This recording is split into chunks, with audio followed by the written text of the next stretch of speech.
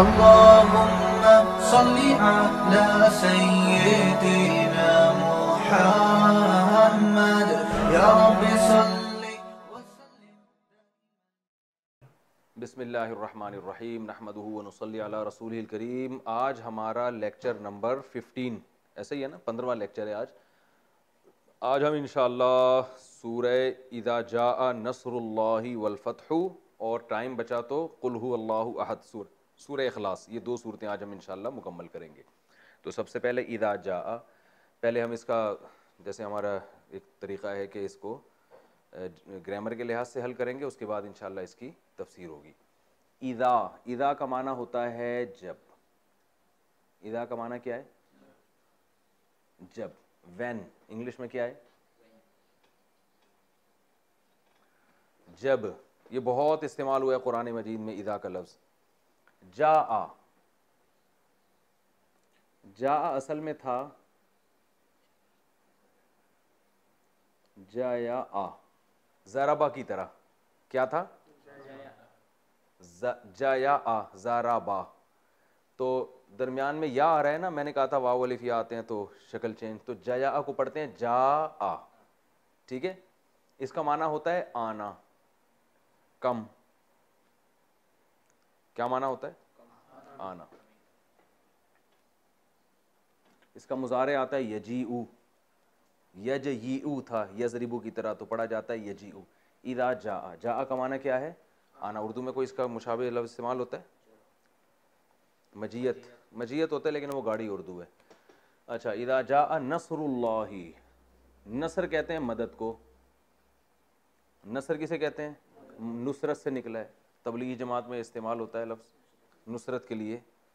ہم گئے ہیں. ناصر مدد کرنے والا، منصور جس کی مدد کی جائے. خلیفہ منصور نہیں کہا جاتا ہے، منصور.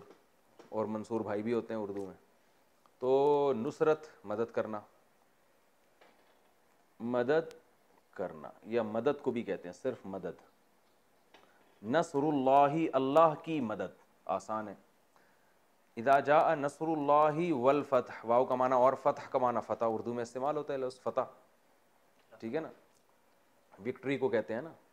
اذا جاء نصر اللہ والفتح ورأیت الناس، واو کا معنی اور، رأیت گزر چکا ہے.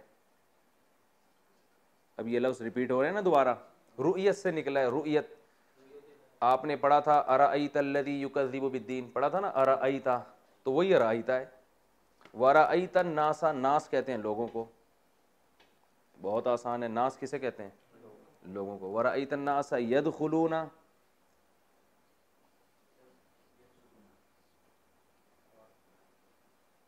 ینصرون کی طرح. بہت آسان، مسئلہ ہی کوئی نہیں. داخلے سے بھائی ہمارے بچے کا بھی داخلہ کروا دیں، انٹری کروا دیں. تو انٹری کو کیا کہتے ہیں؟ داخل، دخول. یدخلون ینصرون کی طرح. تو یدخل، یضرب یضربانی یضربونا، ٹھیک ہے نا. تو یدخل یدخلانی یدخلونا، داخل ہوتے ہیں وہ.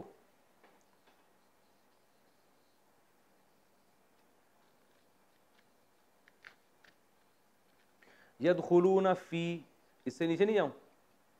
یہ ٹھیک ہے؟ یہ نظر آ رہا ہے؟ چلو. یدخلون فی کا معنی کیا ہے؟ میں، جیسے میں نے کہا تھا نا 100%، 100 میں 100، ٹھیک ہے نا. فی سبیل اللہ کہتے ہیں نا بھائی، فی سبیل اللہ یہ کام کرو، یعنی اللہ کے راستے میں یہ کام کر لو. فی سبیل اللہ. یدخلون فی دین اللہ، آسان ہے، اللہ کے دین میں. افواجا، افواج جو ہے نا جمع ہے فوج کی جمع.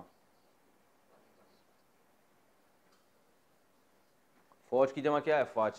افواج پاکستان، ٹھیک ہے نا. تو فوج کہتے ہیں لشکر کو. تو کئی لشکر کو کیا کہیں گے؟ افواج. تو افواج کئی لشکروں کو کہیں گے. یدخلون فی دین اللہ افواجا. فسبح، فا کا معنی تو یا پس. سبح کئی دفعہ بتا چکا ہوں. اتنا مزہ آئے گا آپ لوگوں کو، جیسے جیسے تفسیر میں ہم آگے جائیں گے نا، قرآن ایسے آسان ہوتا چلا جائے گا کہ آپ بولو گے یار یہ تو لیکن آپ نے محنت کرنی ہے تھوڑی سی. جو پڑھایا جا رہا ہے اس کو یاد کرنا ہے. تو آگے آپ کو خود بخود سمجھ میں آنا انشاءاللہ شروع ہو جائے گا. سبح، بالکل جیسے بچے کو ہاتھ پکڑ کے جب ہم تھوڑا تھوڑا چلاتے ہیں، تھوڑا ہم چلاتے ہیں، پھر آہستہ آہستہ وہ خود چلتا ہے، پھر ایسا بھاگتا ہے کہ ماں باپ کو شکایت یہ ہوتی ہے آتا ہی نہیں ہے گھر پہ. ٹھیک ہے نا. فسبح، سبح امر ہے، یسبح ہے نا، یسبح، سبح، یسبح امر بنانے کا طریقہ کیا ہے؟ اس کو ہٹا دو اور آخر کو ساکن کر دو. سبح، فسبح بحمدی کا کیا ہے؟ فسبح بحمدی ربی کا. بحمدی، بی کا معنی ساتھ، حمد کا معنی تعریف. بحمدی، ہم تعریف کو کہتے ہیں. بھائی حمد و نعت کا پروگرام ہوتا ہے نا، آج حمد و نعت کا پروگرام ہے. حمد اللہ کی تعریف اور نعت رسول اللہ صلی اللہ علیہ وسلم کی تعریف کو کہا جاتا ہے. بحمدی، فسبح بحمدی ربی کا، اپنے رب کی حمد کے ساتھ تسبیح بیان کریں آپ. ٹھیک ہے نا. فسبح بحمد ربک واستغفرہ، واو استغفر، یہ ہو کو ہٹائیں آپ تھوڑی دیر کے لیے. استغفر کو دیکھتے ہیں. باب استفعال، ہم نے پڑھا تھا استخراج.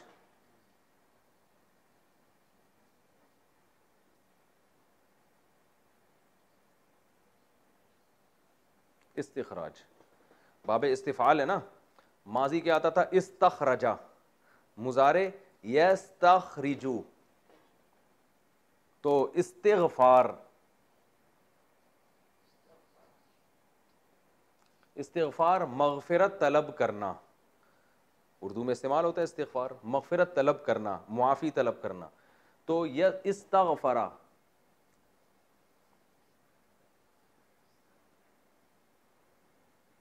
استغفرا معافی مانگی اس نے گزرے ہوئے زمانے میں. یستغفرو،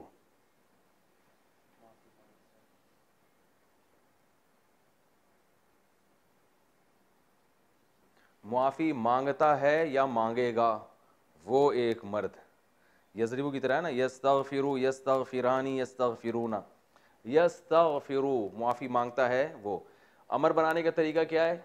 اس کو اڑایا، سب سے پہلے یا کو اڑایا تو کیا بن گیا؟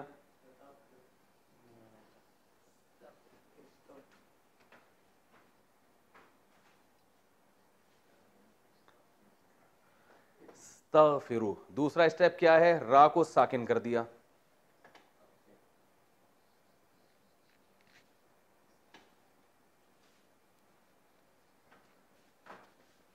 وہ جو اسٹیپ آپ نے اپنے ڈائری میں لکھے ہیں نا، اپنی ہیڈنگ خوبصورت مبارک ہاتھوں سے جو آپ نے لکھی ہوگی ہیڈنگ، اور اس میں آپ نے امر بنانے کا طریقہ جو میں نے بتایا تھا اخپل طریقے سے آپ نے اس میں لکھا ہوگا، تو وہ جگہ دیکھ لیں.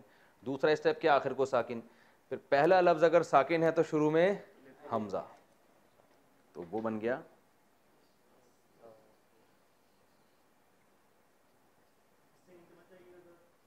استغفر.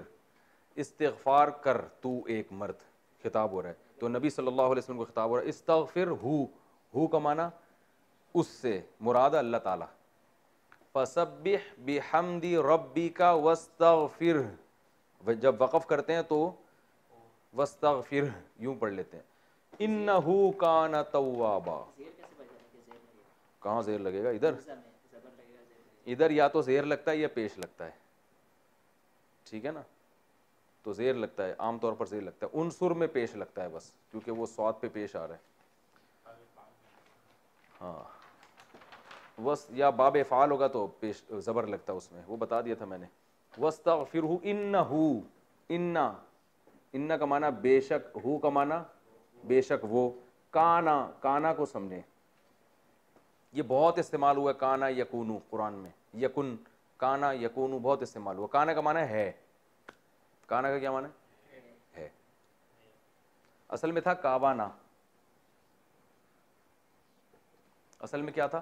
کاوانا. ہوا وہ ایک گزرے ہوئے زمانے میں. کیا ہوا یہ آگے بتایا جائے گا. کیا ہوا تھا، کیسے مر گیا بھائی، یہ کہتے ہیں نا کیا ہوا تھا. اب یہ نہیں کہ آپ خود بخود عربی میں فنٹر بن کے عرب سے پوچھیں ماں کانا تو یہ نہیں بنے گا. تو ہم تو آپ کو لغت میں اتنی مہارت تھوڑی دلا رہے ہیں، ہم تو صرف قرآن سمجھانے کے لیے. تو ان فارمولوں کو آپ خود سے فٹ کر کے عربی بولنا نہ شروع کر دیں, کیونکہ پھر آپ پٹیں گے تو پھر آپ بلا وجہ ہمیں پکڑیں گے. مفتی صاحب نے ہمیں بھی بتایا تھا, وہی ہے نا کہ وہ واٹ از, کسی نے کہا ایک آدمی ہوٹل پہ کیا کہہ رہے ہیں واٹ از, کیا کیا ہے یہاں پہ, کھانے والے سے پوچھ رہے ہیں واٹ از. تو یہ والی عربی نہ کہیں بولنا شروع کر دیں. لیکن بہرحال کانا کا مطلب کیا ہوتا ہے, ہوا. یہ ماضی ہے, کوانا ضربا کی طرح, اور مضارع استعمال ہوتا ہے یکونو. اصل میں تھا یکونو, ینصرو کی طرح, ہوتا ہے یا ہوگا. تو یکونو کو پڑھتے ہیں یکونو, جیسے یقولو کو یقولو, تو یکونو کو یکونو ہے. ہاں, جیسے قوالا کو قالا پڑھتے ہیں تو کوانا کو کانا پڑھتے ہیں. اچھا بھائی, انہو کانا, کانا کا معنی ہے وہ, کیا ہے آگے آ رہا ہوتا ہے اس کا تذکرہ, کیا ہے وہ. جیسے از ایسے ہی تھوڑی استعمال ہوتا ہے, وہ کچھ نہ کچھ تو لگے گا نا, ہی از بیچلر یا ہی از مین یا ہی از شی از ویمن, کچھ تو لگتا ہے نا. تو یہ خود سے نہیں ہوتا کچھ, اس کے آگے یہ ہوتا ہے کہ وہ کیا ہے, اس بندے کا تذکرہ ہوتا ہے, اور وہ جو چیز ہے وہ اس کا تذکرہ ہوتا ہے. تو انہو بے شک وہ اللہ, کانا ہے, توابا, تواب توبہ سے نکلا ہے. یہ تواب کس سے نکلا ہے, توبہ سے. تو توبہ کا اسم فاعل آئے گا تائب, قاتل کی طرح, توبہ کرنے والا. تواب اس کا صیغہ مبالغہ ہے. فعال کا جو وزن ہے نا, یہ بھی مبالغہ کے طور پر استعمال ہوتا ہے.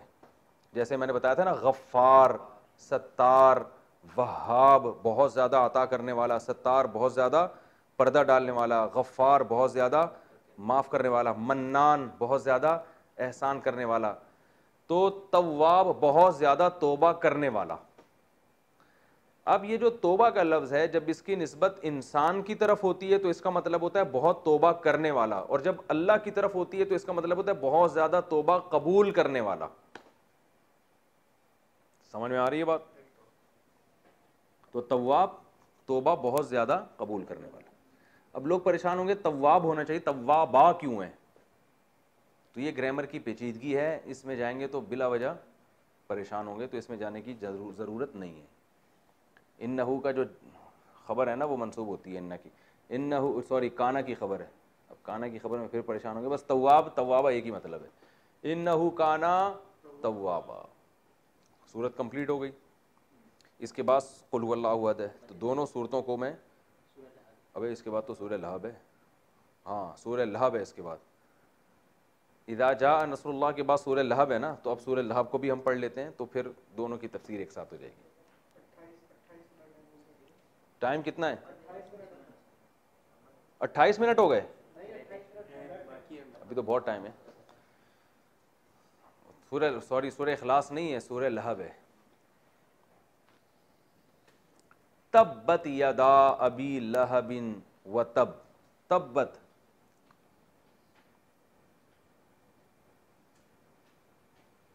تبت اصل میں تھا تبابت, تبابت, تبابا ضربا کی طرح, تبابا تبابا تبابو, تبابت تبابتا تبابنا. تو تبابت ٹھیک ہے نا, ٹھیک آ رہی ہیں. تبابت اس کا معنی ہے ہلاک ہونا. تو اس کا معنی کیا ہوگا؟ ہلاک ہونا. تو تبابت کا معنی ہو ہلاک ہوئی وہ ایک عورت. تو وہ ایک عورت سے مراد اصل میں ید, آگے ید, ہاتھ ٹوٹ گئے, ہاتھ ہلاک ہو گئے یا ہاتھ ٹوٹ گئے. تو ہاتھ بھی عربی میں مؤنث ہے, تو اس لیے اس کے لیے مؤنث کا صیغہ ہے. میں نے بتایا تھا نا, چیزیں بھی مذکر مؤنث ہوتی ہیں. جیسے ہم کہتے ہیں کتاب رکھی ہوئی ہے, پین رکھا ہوا ہے, حالانکہ پین کو مذکر بنا دیا, کتاب کو مؤنث. تو کوئی اس کی وجہ نہیں ہمارے, لیکن زبان میں ایسا ہوتا ہے. تو عربی میں بھی ایسا ہی ہوتا ہے. کچھ الفاظ ہیں جن کے لیے مؤنث کے صیغے, کچھ کے لیے مذکر کے. تو تبابت دو حرف ایک جیسے آ گئے, تو میں نے کہا تھا جہاں دو حرف ایک جیسے آتے ہیں کچھ نہ کچھ گڑبڑ ہو جاتی ہے. تو تبابت کو بنا دیا تبت. کیا بن گیا؟ تبت. یدا, ید جو ہے نا, ید ہاتھ کو کہتے ہیں, ہینڈ. صحیح ہے نا, اردو میں استعمال ہوتا ہے یہ ید بیضا اور ید طولا کچھ اس طرح کی بڑی اردو میں استعمال ہوتا ہے ید. اس کی دو ید جب ہوں گے تو یدانی, دونوں ید کو کیا بولتے ہیں یدانی. تبت یدا ابی لہب, ابی لہب ابو لہب, ابو لہب وہ جو مشہور اسلام کا دشمن تھا, تو ابو لہب کو ابی لہب پڑھا ہے. وہ کیوں پڑھا ہے اس کو چھوڑیں. تو جب عربی میں کا کی کے کا معنی آتا ہے نا یدانی سے ابو لہب کے دونوں ہاتھ, تو یہ والا نون غائب ہو جاتا ہے. ٹھیک ہے نا, یہ نون کیا ہو جاتا ہے غائب ہو جاتا ہے. یدانی ابی لہب کو پڑھیں گے یدا ابی لہب, تو ابو لہب کے دونوں ہاتھ, تو یدانی ابو لہب کا کی کے کا معنی آ رہا ہے نا, تو یہ والا نون گر جاتا ہے یدا ابی لہب. تبت یدا ابی لہب, ٹوٹ گئے ہاتھ ابو لہب کے. تبت یدا ابی لہب و تب, و تبا, یہ اصل میں تھا تابابا, تابابا ضربا کی طرح. تبت یدا ابی لہب و تبا, تابابا ضربا کی طرح. اس کو تابابا کو پڑھتے کیا ہیں تبا, اور حالت وقت میں تب, ٹھیک ہے نا, اس طرح پڑھتے.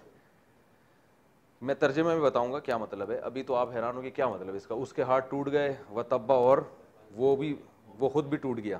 تبا یعنی ضربا, وہ خود ابو لہب کیا ہو گیا برباد ہو گیا. تبت یدا ابی لہب و تب.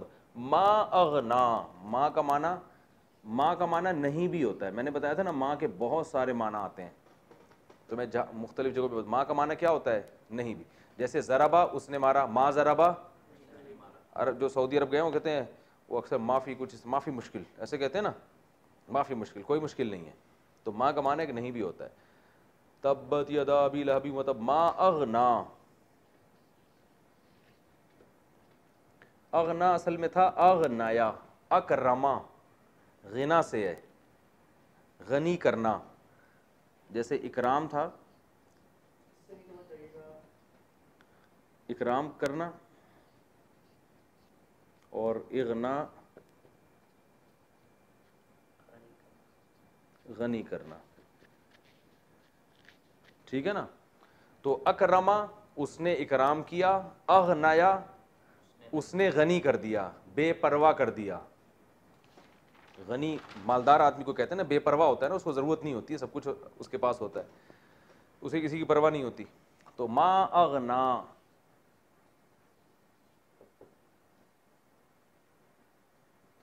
اغنیا کو اغنا پڑھتے ہیں. ما اغنا عنہ, عن کا معنی سے, ہو کا معنی اس سے, مالہ, مال کا معنی مال, مالہ اس کا مال.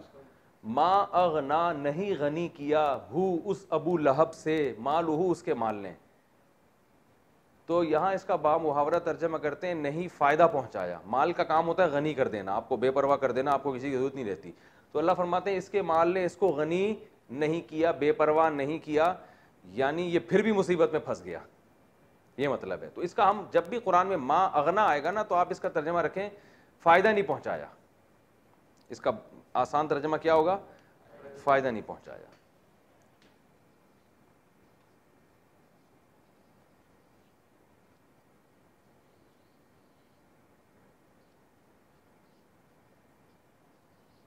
اسے اس کے مال نے, مالہ جو ہے نا اغنا کا سبجیکٹ ہے.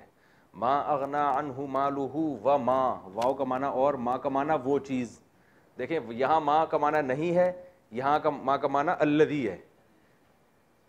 نہیں فائدہ پہنچایا اس ابو لہب کو اس کے مال نے, و ما اور اس چیز نے بھی, کسبا ضربا کی طرح جو اس نے کمائی.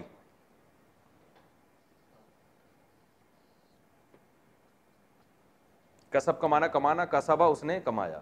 نہیں فائدہ پہنچایا اس ابو لہب کے مال نے, ہو اس ابو لہب کو, وما اور اس چیز نے بھی فائدہ نہیں پہنچایا, کسبا جو ابو لہب نے کمایا. تو ما کا معنی الذی کے معنی میں, الذی کسب وہ چیز جو اس نے کمائی. ما اغنا عنہ مالہ وما کسب سیصلی,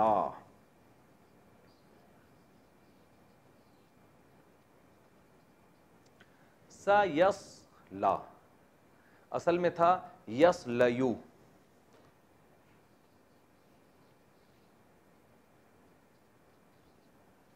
یصلیو، یسمعو کی طرح.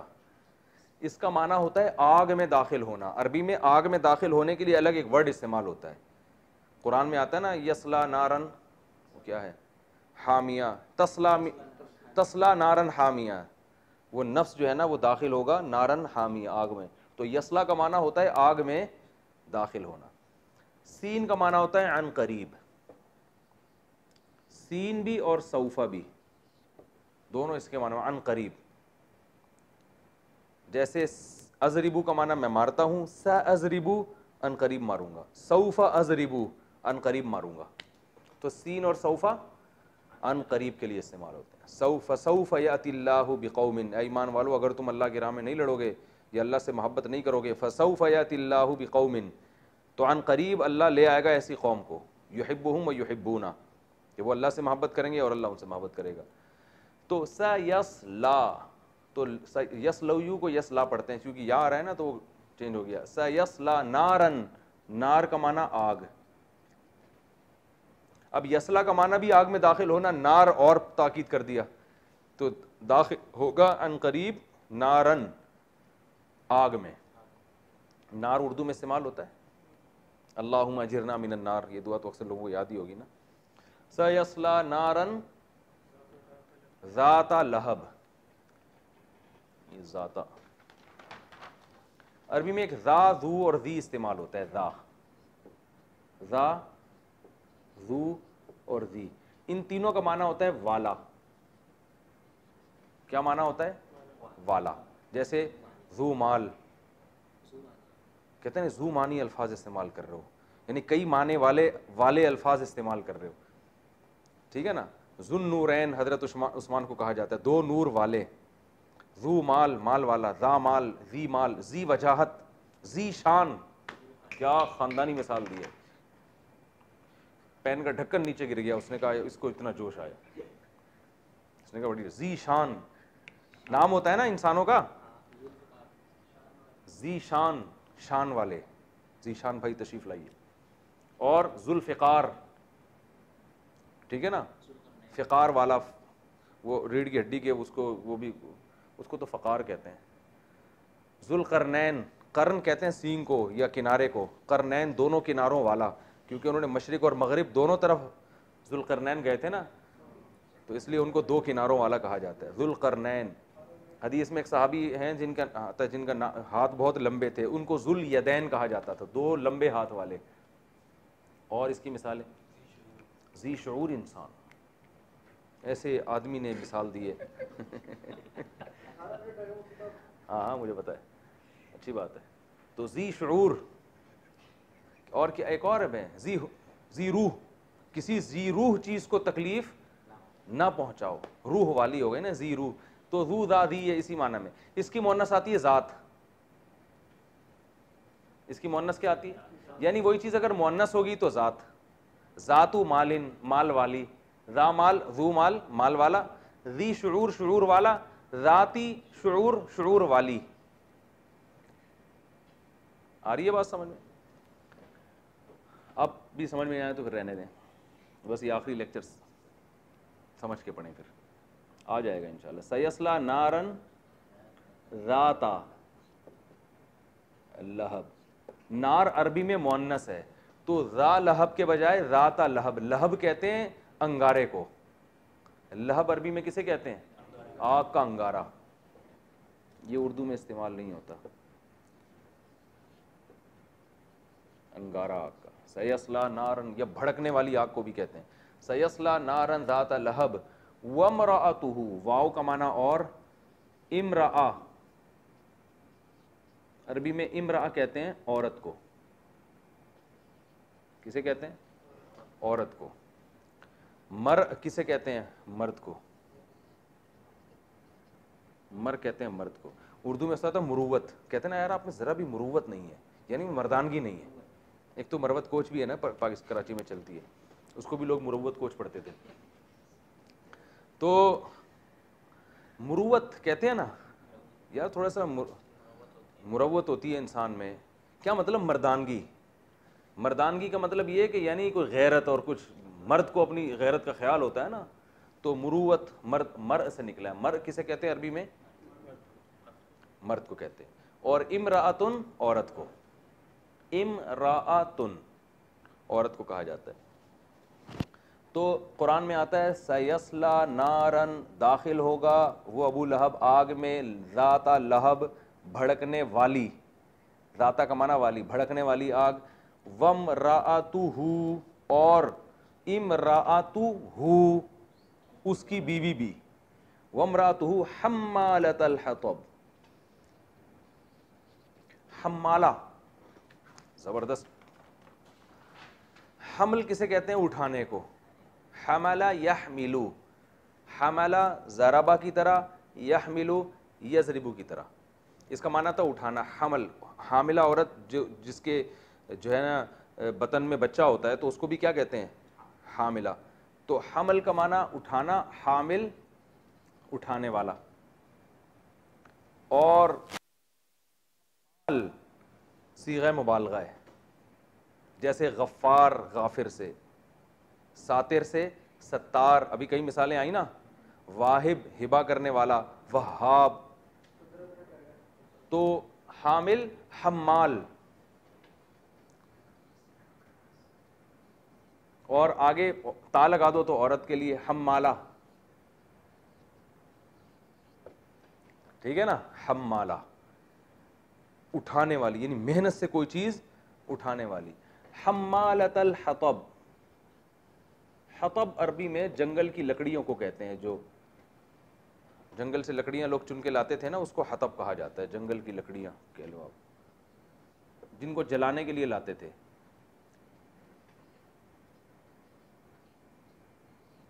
جو ٹھرکی ہے اس کو لڑکیاں پڑھیں گے.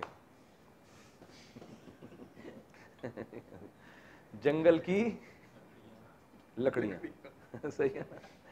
وہ بھوکے سے کسی نے پوچھا نا 2 اور 2 کتنے ہوتے ہیں, تو کہہ رہے 4 روٹیاں. تو جنگل کی لکڑیاں. تو حمالۃ الحطب, ہمارے ایک دوست تھے, وہ مجھے وہ واقعہ یاد آیا ایگزامینیشن ہال میں نا, جب ہم مدرسے میں جب بیٹھے ہوئے تھے تو انہوں نے پیپر حل کیا. پیپر میں پتہ نہیں ایک عجیب سا لفظ انہوں نے لکھا ہوا ہے, لفظ کچھ اور تھا مگر وہ بنا انہوں نے کوئی عجیب سی چیز بنا دی تھی. میں ابھی وہ نام نہیں لوں گا, تھوڑا سا مناسب نہیں ہے. تو ہمارے استاد ان کو پکڑا, انہوں نے بولا کیا سوچ کے آپ نے یہ لکھا ہے یار. وہ ایسے ہی کوئی تھی, لکڑیوں کو لڑکیاں, بار بار جگہ جگہ لڑکیاں لکھا ہوا تھا. انہوں نے کہا کیا سوچ کے, کیا دماغ حاضر نہیں, کیا سوچ رہے تھے. ہمیں بڑی ہنسی آئی. وہ ان سے غلطی ہوئی تھی, لیکن تو وہ بعض غلطیاں ایسی ہوتی ہیں کہ آدمی کے یعنی اس کی سوچ کا پتہ بتا رہی ہوتی ہیں. اچھا بھائی, حمالۃ الحطب. تو اب کیا, وامرأتہ اور اس کی بیوی بھی, حمالۃ الحطب لکڑیاں اٹھانے والی. حمالہ اٹھانے والی, کس کو؟ الحطب. وامرأتہ حمالۃ الحطب فی جیدہا, فی کا معنی میں, جید گردن کو کہتے ہیں عربی میں. جید کا معنی گردن. فی جیدہا حبلم, حبل عربی میں رسی کو کہتے ہیں. وَاعْتَصِمُوا بِحَبْلِ اللَّهِ, ہے نا قرآن میں, اللہ کی رسی کو اعتصام, مضبوطی سے تھام. فی جیدہا حبل من, من کا معنی سے مسد, مسد بٹی ہوئی, مسد بٹی ہوئی رسی اسے کہتے ہیں جو ایسے بنی ہوئی ہوتی ہے نا, ایسے جیسے جوڑا بنا کے اس طرح سے, اس طرح کی رسی. تو یہ تو ان دونوں صورتوں کا لفظی ترجمہ ہو گیا. تبت یدا ابی لہب, ابو لہب کے ہاتھ. اچھا یہاں ایک ذہن میں رکھیں, عربی میں جو فعل ماضی ہے نا وہ دعا کے معنی میں بھی استعمال ہوتا ہے. جیسے رحیمہ, اس نے رحم کیا, رحمہ اللہ, اللہ نے اس پر رحم کیا. لیکن ساتھ ساتھ اس کا ایک معنی یہ بھی ہوتا ہے اللہ اس پر رحم کرے. جب کوئی مر جاتا ہے ہم کہتے ہیں رحمہ اللہ, اللہ ان پر رحم کرے. تو یہ دعا اور بد دعا دونوں معنی میں بھی استعمال ہوتا ہے. جیسے اب کیا ہے, تبت یدا ابی لہب، ابو لہب کے ہاتھ، اس کا اصل ترجمہ تو ہوگا ابو لہب کے ہاتھ ٹوٹ گئے، لیکن یہ مطلب نہیں ہے اس کا مطلب ہے اللہ تعالیٰ کہہ رہے ہیں ابو لہب کے ہاتھ ٹوٹ جائیں، گویا اللہ اپنی تمنا کا اظہار کر رہے ہیں، اور ظاہر ہے جب اللہ کوئی ارادہ کر لے تو پھر وہ تو پورا ہو کے رہتا ہے. تو تبت یدا ابی لہب، ابو لہب کے ہاتھ ٹوٹ جائیں، و تب، اور ابو لہب بھی ہلاک ہو جائے. ایک ترجمہ اس کا یہ ہے. دوسرا ترجمہ اس کا یہ ہے کہ ایسا ہو گیا. دونوں مطلب ہیں اس کے، ٹوٹ گئے ہاتھ ابو لہب کے، و تبا، اور وہ خود بھی ہلاک ہو گیا. ٹھیک ہے نا. تو دونوں مطلب جب بھی ماضی کا صیغہ آتا ہے نا تو دونوں مفہوم اس سے نکلتے ہیں. اب ہم اس کی جو ہے نا سورہ نصر اور سورہ لہب کی تفسیر، مختصر تفسیر ہے، بہت زیادہ ڈیٹیل میں نہیں جا رہا کیونکہ ہم نے پورا 30واں پارہ مکمل کرنا ہے، پھر رمضان کے بعد انشاءاللہ ہم پورا قرآن کمپلیٹ کریں گے. تو آپ کو قرآن کی زبان میں سمجھ میں آ جائے اتنا کافی ہے. پھر تفسیریں تو بڑی لمبی لمبی، ایک ایک سورت پہ 1.5 گھنٹے بھی بیان ہو سکتا ہے. اب ہم انشاءاللہ ان دونوں صورتوں کی مختصر تفسیر پڑھیں گے. پہلی صورت ہے اذا جاء نصر اللہ والفتح. اذا کا معنی جب، جاء کا معنی آئے، نصر اللہ اللہ کی مدد اور فتح. اس کا شان نزول ہے رسول اللہ صلی اللہ علیہ وسلم نے 8 ہجری میں مکہ فتح کیا. تو جمہور مفسرین اس طرف گئے ہیں کہ مکہ فتح ہونے سے پہلے نازل ہوئی ہے، اگرچہ بعض اس کی طرف بھی گئے ہیں کہ مکہ فتح ہونے کے بعد یہ صورت نازل ہوئی، لیکن جو راجح قول ہے وہ یہ کہ مکہ فتح ہونے سے پہلے یہ صورت نازل ہوئی. اور اللہ نے فرمایا اذا جاء، جب آ جائے، نصر اللہ اللہ کی مدد، والفتح اور فتح، یعنی مکہ جب فتح ہو جائے اور اسلام کو شان و شوکت اور قوت مل جائے. یہ جاء جو ہے نا ماضی کا لفظ ہے، لیکن یہ جب کے ساتھ استعمال ہو تو پھر یہ فیوچر کے معنی میں چلا جاتا ہے. اردو میں بھی ایسے ہے، آپ کہتے ہیں نا جب وہ آیا تو میں بھی جاؤں گا، حالانکہ آیا تو پاسٹ ہے نا، لیکن جب ہم کہتے ہیں جب وہ آیا تو پھر میں یہ کام کروں گا، تو یعنی اگر وہ آ گیا تو ہوگا، نہیں تو نہیں ہوگا. تو اللہ فرماتے ہیں اذا جاء نصر اللہ والفتح، جب اللہ کی مدد اور فتح آ گئی، جو آپ صلی اللہ علیہ وسلم ساری زندگی محنت کرتے رہے، اب اس کا پھل کھانے کا وقت آیا ہے، اللہ کی مدد آ گئی اور اسلام کو غلبہ مل جائے گا. اذا جاء نصر اللہ والفتح ورأیت الناس، اور آپ دیکھ لیں لوگوں کو، یدخلون، کہ وہ داخل ہو رہے ہیں، فی دین اللہ اللہ کے دین میں، افواجا، فوج در فوج، لشکر کے لشکر. اب تک کیا ہو رہا تھا، ابھی فلاں جگہ ایک آدمی مسلمان ہو گیا، فلاں جگہ ایک آدمی مسلمان ہو گیا، وہ بیچارہ جو مسلمان ہوتا تھا وہ بھی کمزوری کی حالت میں. تو اللہ فرماتے ہیں جب اللہ کی مدد آ جائے گی، یعنی مکہ فتح ہو جائے گا اور فتح بھی آ گئی، مدد بھی آ گئی، اور آپ دیکھ لیں لوگوں کو کہ وہ اللہ کے دین میں جوق در جوق داخل ہو رہے ہیں. وَيَدْخُلُونَ فِي دِينِ اللَّهِ أَفْوَاجًا وَرَأَيْتَ النَّاسَ يَدْخُلُونَ فِي دِينِ اللَّهِ أَفْوَاجًا فَسَبِّحْ بِحَمْدِ رَبِّكَ، تو آپ پاکی بیان کریں اپنے رب کی حمد کے ساتھ. پاکی بیان کرنے کا مطلب یہ بتائیں کہ اللہ ہر عیب سے پاک ہے، اور حمد کا مطلب تمام تعریفوں کے لائق ہے.